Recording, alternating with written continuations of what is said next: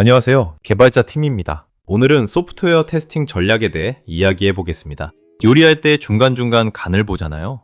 다 만들고 나서 너무 짜네 하면 이미 늦은 거죠. 소프트웨어 개발도 마찬가지예요.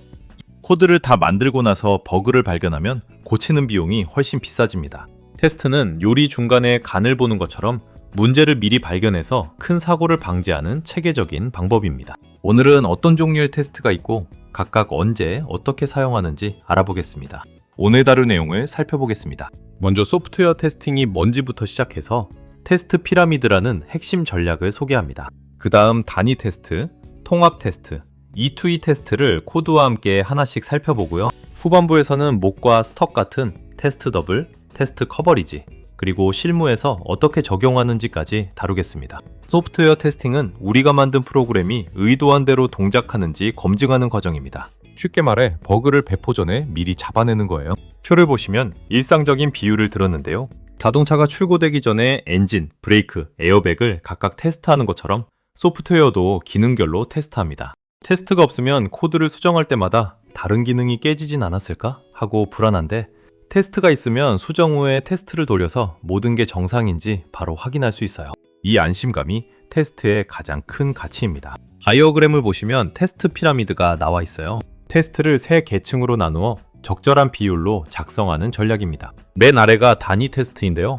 가장 많이 작성하고 실행이 빠르고 비용이 낮습니다. 전체의 70% 이상을 차지해야 해요. 중간이 통합 테스트로 여러 모듈이 함께 잘 동작하는지 확인합니다. 약 20% 정도가 적당하고요. 맨 위가 E2E 테스트인데 사용자 관점에서 전체 흐름을 테스트하는 거예요. 느리고 비용이 비싸서 10% 정도만 유지합니다. 핵심은 아래로 갈수록 많이, 위로 갈수록 적게 작성하라는 겁니다. 이 비율이 뒤집히면 테스트가 느려지고 불안정해져서 아무도 테스트를 돌리지 않는 상황이 벌어져요. 코드를 보시면 캘큘레이터라는 간단한 클래스와 그 테스트가 있어요. 단위 테스트는 메서드 하나의 동작을 독립적으로 검증하는 가장 작은 단위의 테스트입니다.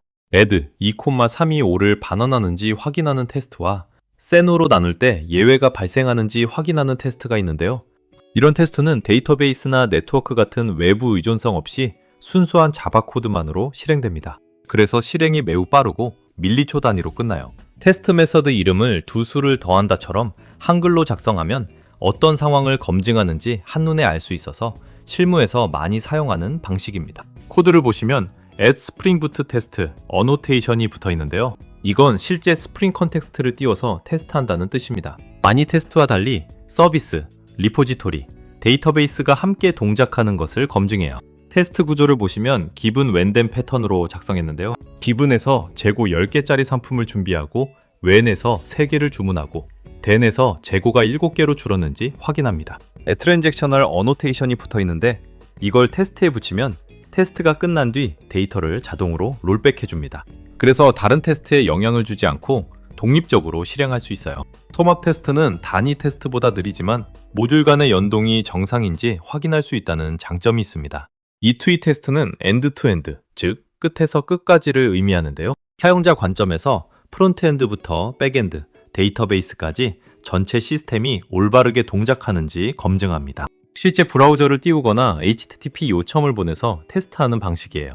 표를 보시면 도구로 셀레니움, 사이프레스, 플레이라이트 같은 것들이 있고요. 장점은 실제 사용자 시나리오를 그대로 테스트할 수 있다는 점인데 단점이 명확합니다. 느리고 외부 환경에 의존하기 때문에 불안정하고 유지 보수 비용이 높아요.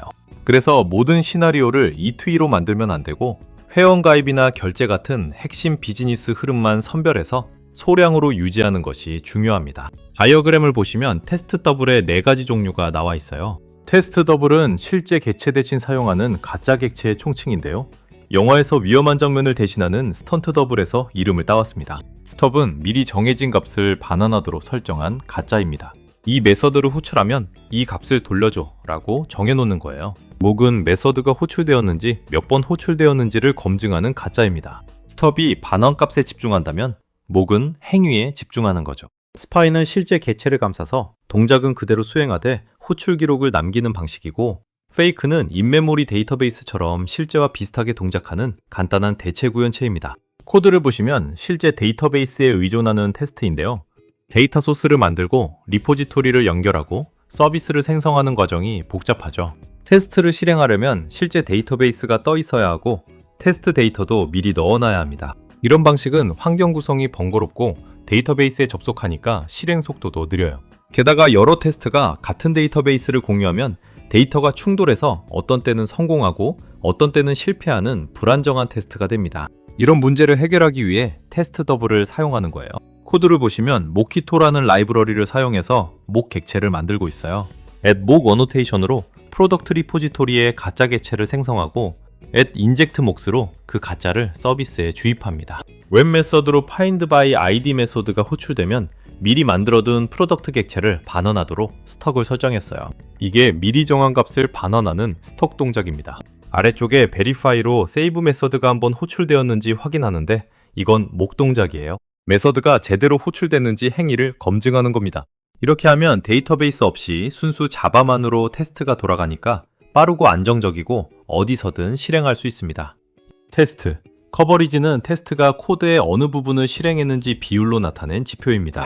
표를 보시면 세 가지 종류가 있는데요. 라인 커버리지는 전체 코드 중 몇 줄이 실행되었는지, 브랜치 커버리지는 ifelse 같은 분기를 모두 거쳤는지, 메서드 커버리지는 어떤 메서드가 호출되었는지 측정합니다. 일반적으로 70에서 80% 이상이면 적정 수준이라고 봐요. 100%를 목표로 할 필요는 없는데 단순한 게터나 세터까지 테스트하는 건 시간 낭비이기 때문이에요. 그리고 커버리지가 높더라도 어서트 없이 그냥 실행만 하는 테스트라면 아무 의미가 없습니다. 중요한 건 커버리지 숫자가 아니라 핵심 비즈니스 로직이 제대로 검증되고 있는지예요. 자바에서는 자코코라는 도구로 커버리지를 측정하고 빌드 시 최소 기준을 설정할 수 있습니다. 실무에서는 테스트 피라미드 원칙을 기반으로 계층별로 적합한 테스트를 작성합니다. 툴을 보시면 도메인 로직, 그러니까 비즈니스 규칙이나 계산 로직은 단위 테스트를 가장 많이 작성해요. 이 부분이 프로그램의 핵심이니까요. 서비스 계층은 단위 테스트의 목을 조합해서 검증하고, 리포지토리는 @data jpa 테스트라는 어노테이션으로 쿼리가 정확한지 통합 테스트를 합니다.